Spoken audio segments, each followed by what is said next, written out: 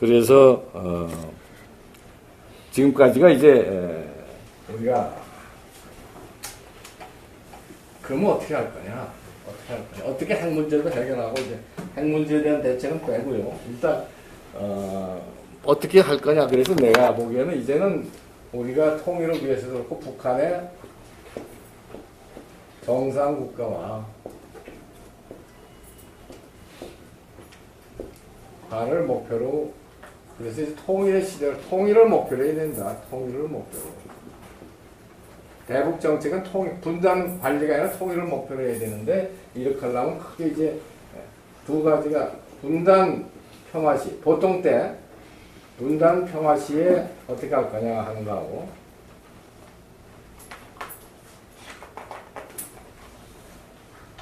그 다음에 긴급 급변 사태 때 어떻게 할 것이냐 이렇게 둘로 나눠서 대북 정책을 생각해 봐야 돼요. 급변 사태. 그래서 분단 평화시 급변 사태. 분단 평화시도 이제 안보 국방 정책을 어떻게 할 것이냐. 그 다음에 두 번째가 대북한 북한 당국 정책. 북한 정권과의 대북한 당국 정책을. 그 다음에 세 번째 중요한 것이 북한 동포들입니다.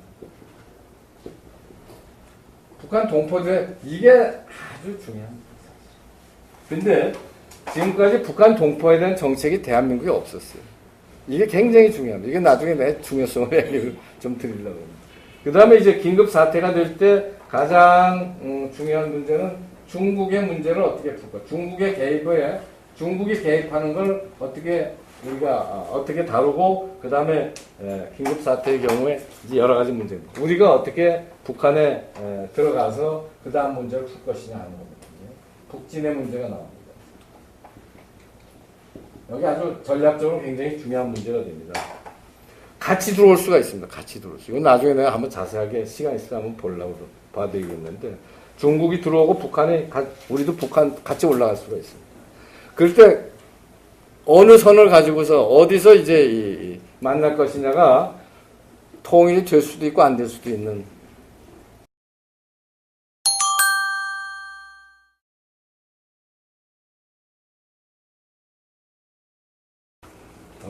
평상시에 대북 정책을 어떻게 하느냐 하는 걸 우리가 한번 정리해 놓으면은 군사 안보 쪽에서는 뭐 간단하죠. 이거는 소위 말해서 억제입니다.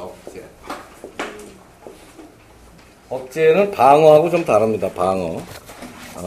우리가 방어자 하는 거하고 억제하고는 다른데 방어는 전쟁이 났을 때 우리가 치고 올라가서 이길 수 있다든가 전쟁이 난 다음에 우리를 지킬 수 있는 걸 방어라고 그러고 억제라는 건 전쟁 그 자체가 발생하지 않도록 하는 걸 억제라고 합니다. 우리가 목표는 물론 이겁니다. 근데 군사안보 분야에서 하나 여기서 조심할 건 지금 우리 사회에 보면 비군사 부분에 침투가 많습니다. 이게 종북의 문제입니다. 이게 사상전의 문제입니다. 비군사전. 군사적인 침투는 도발은 우리가 막을 수가 있는데 혹은 억제할 수도 있는데 비군사 부분의 침투나 도발은 이게 어떤 형태로 나타나냐 하면 이게 사상전쟁으로 나타납니다. 그리고 사상전쟁은 우리나라에서 역사전쟁으로 나타납니다. 그래서 대한민국이라고 하는 나라 자체에 대한 어떤 그런 존재의 역사적 가치, 정당성을 크게 훼손시키면서 사상전 형태로 지금 나타나는 게 비군사 부분의 침투입니다. 어느 나라 역사 등에 공과가 있습니다. 이거를 균형 있게 보는 시각이 아니라 정치의 역사를 이용하는 경향이 생기기 시작합니다. 그래서 지금 이게 우리나라에 큰 문제가 되고 있죠. 그래서 이 부분은 사실은 내가 볼 때 별로 그렇게 제대로 방어하고 있지 못하는 것 같습니다. 군사 부분에서는 억제를 하고 있다 이렇게 볼 수 있고 그동안은 대한민국은 주로 대당국자 북한 정권하고 어떻게 할 것이냐만 가지고 논쟁을 많이 했어요. 많이 했는데 교류, 대화, 교류, 기본적으로 북한의 당국자는 우리는 기본적으로 대화 교류 노선을 취하는 것이 옳습니다.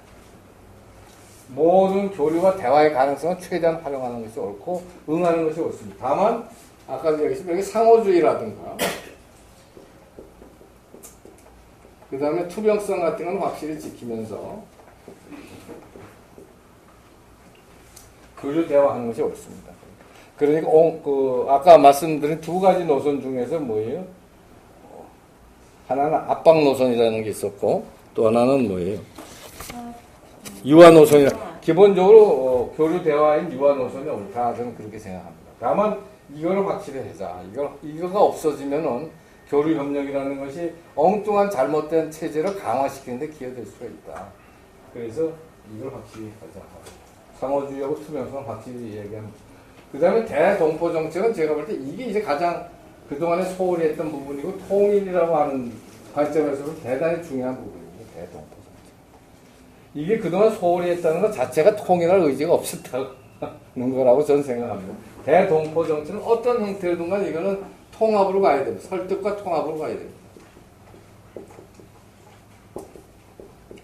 이게 무슨 일? 그리고 투명성만 보장이 된다면은 내가 볼 때 투명성만 보장이 되면은 사실은 지원은 다다익선이다 이렇게 볼 수가 있고 그 지원이 군사적으로나 김정일의 통치 자금으로 쓰이지 않는다면 나는 소비재 같은 것도 많이 보내는 게 좋다고 생각합니다. 단순한 식량뿐만이 아니라 전용되지 않는 게 북한 우리 동포들이 손으로만 들어가는 게 확실하다면은 단순한 식료뿐만이 아니라 소비재도 난 보낼 게 너무너무 많다고 생각합니다. 그리고 이 부분이 대단히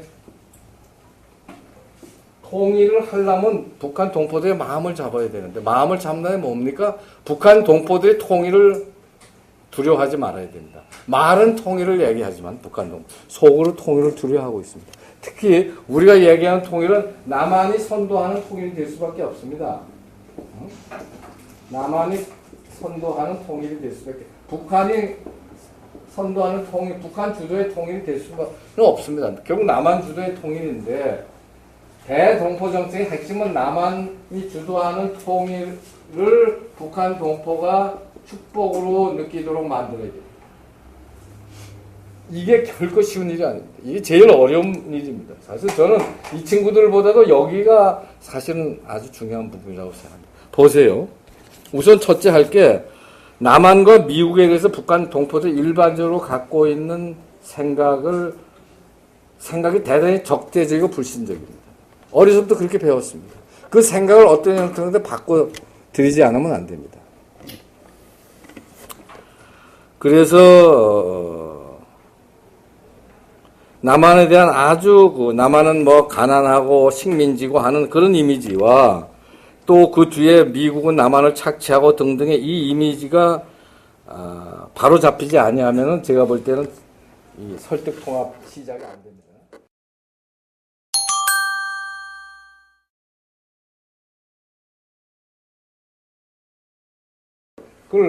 그래서 굉장히 중요한 게 첫째는 대한민국이 대단히 위대한 나라고 성공한 나라다 하는 걸 어떻게 알려줄 것이냐가 중요합니다. 대한민국이 위대한 나라고 정말 성공한 나라다 하는 걸 어떻게 알려줄 거냐가 대단히 중요합니다.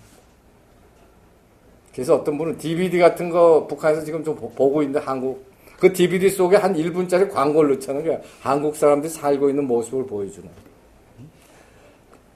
그런 얘기들도 나오고 있습니다만 여하튼 이게 그동안에 한국과 미국에 대한 아주 적대적이고 불신적인 이미지를 어떻게 정상화시키느냐 하는 게 대단히 중요한데 그런 노력을 해야 되고 더 나아가서는 북한에 있는 동포들이 남한 주도의 통일에 대해서 불안과 불신을 가지고 있으면 통일이 어렵습니다.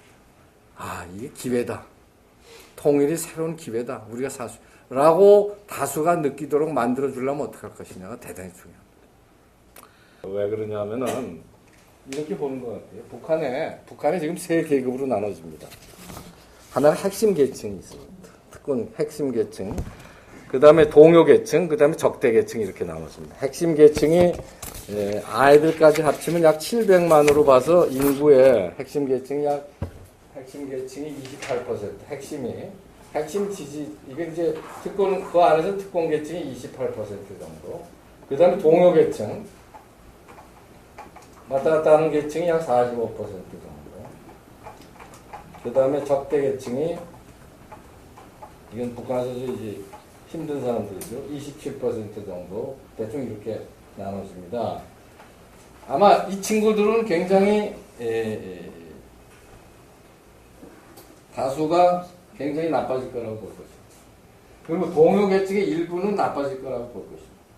근데 동료 계층의 일부는 뭐 더 나빠져야 얼마나 나빠지겠냐, 좋아질지도 모른다고 생각하는지 모릅니다.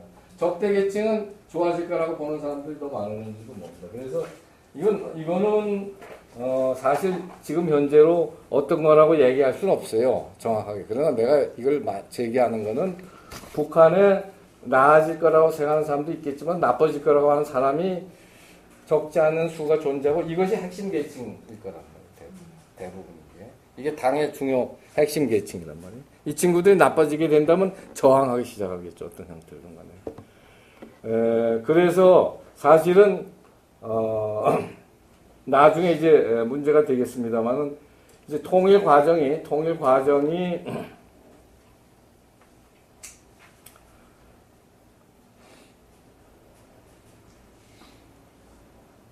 하나는 북한 안에, 야, 이제 우리도 개혁개방하자, 핵도 포기하고 개혁개방하자 하는 세력이 등장해서 합의 통일로 가는 방법이 있고, 그게 안 되면 결국은 북한은 지금 체제를 유지하다가 결국은 붕괴의 국면으로 간다고 보는 게 또 하나의 가능성으로 평가되고 있는데, 특히 이제 김정은이 들어서서 붕괴의 가능성을 높이 보는 사람들이 많은 거는 김정인 자신이 아직 안정적인 리더십이 아니고, 첫째, 아직 젊고 불안한 측면이고, 두 번째, 후계자를 세울 수가 없기 때문입니다. 그래서 결국 김정은이 암살당하면은 북한 안에 그 다음을 장악할 수 있는 단일한 세력이 존재하지 않고 분열될 가능성이 많다, 이렇게 보는 겁니다. 그래서 이게 북한의 질서 유지가 어려워진다, 이렇게 보는 겁니다. 예를 들어 그런 상황이 될 적에 우리가 북한을 어떻게 할 것이냐 할 때는, 이거를 나빠질 거라고 보는 이거를 가능하면 줄이고 평상시에 나아질 거라고 생각하는 세력이 많을 때 우리가 북한과의 통일 과정이 스무스하게 진행이 될 것입니다. 그래서 북한을 주민들에 대한 이런 작업이, 물론 이것에 대한 작업이 조금 다릅니다.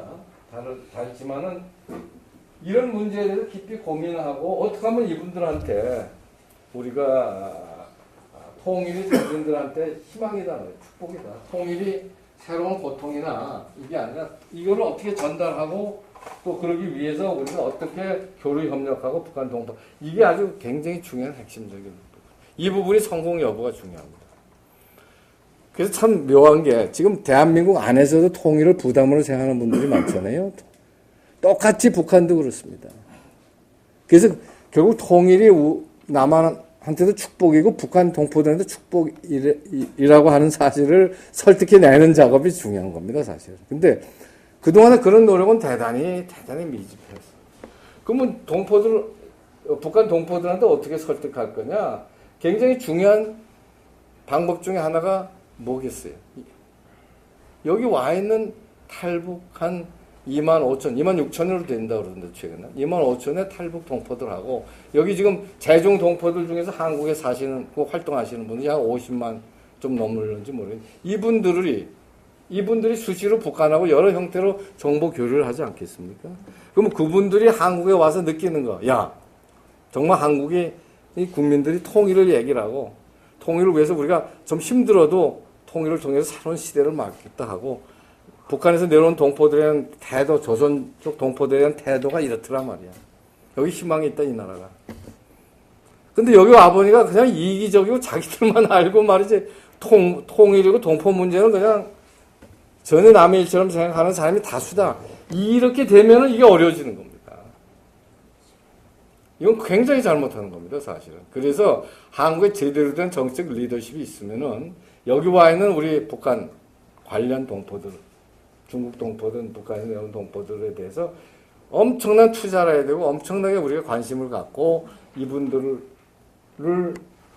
도와주고 그 다음 단계로 끌고 가야지 북한 동포들은 설득과 통합이 되는 거지. 이런 노력을 거의 안 했어요. 그래서 저는 지금까지 역대 정권에 제가 대단히 무책임하다 하는 생각을 합니다. 그래서 어떤 분은 내가 들으니까 여기 귀화한 중국 동포인데도 어느 동네에서는 노인정에 가니까 들어오지 말라는 얘기를 들었다는 얘기를 내가 들으면 그건 있을 수가 없는 거죠.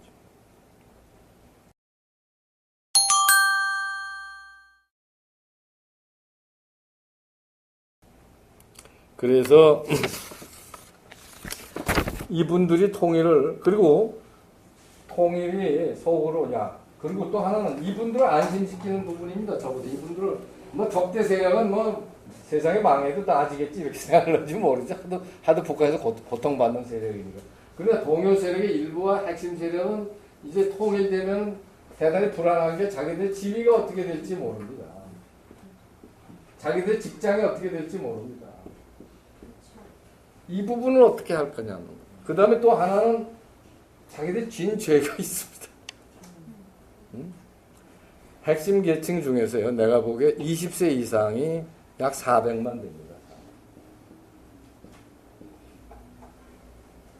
근데 우리가 이제 이 과정에서 굉장히 이제 여러 가지 문제가 나옵니다만은, 아주 살인을 했거나, 고문을 했거나 하는 그런 인도주의적인 범죄 부분을 사면을 할 거냐 말 거냐가 큰 고민입니다. 이걸 최소화해야 될 거 아니겠어요? 아주 안 할 수도 없을 겁니다. 이제 이런 것들을, 그리고 그것을 우리가 최소화하겠다. 예를 들어 400만 중에서 말이에요. 400만 1%만 해도 4만입니다. 아주 악질적인 사람들이 있다고 그래도. 이 간단한 숫자가 아닙니다. 북한에 지금 비밀경찰이 한 5만 정도 봅니다. 이 친구들이 이제,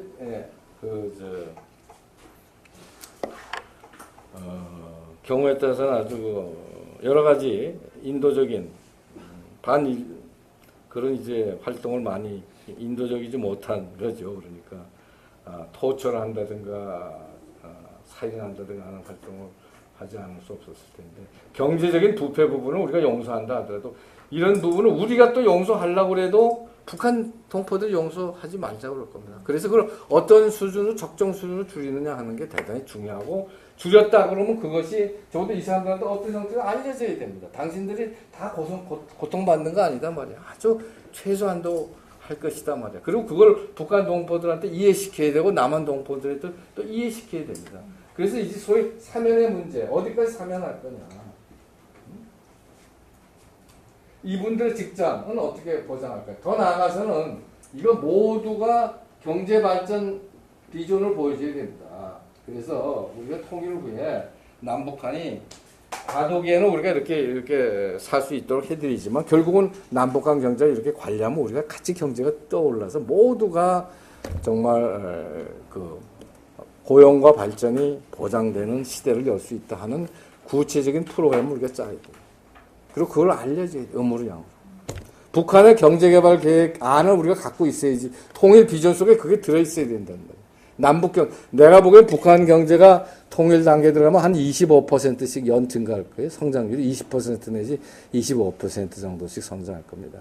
남한은 한 8, 9%, 7, 8% 성장할 텐데, 그것이 처음에 조정하기가 좀 힘들어서 그렇지 얼마나 이게 뛰어오를 것이냐 하는 걸 보여줘야 될 겁니다.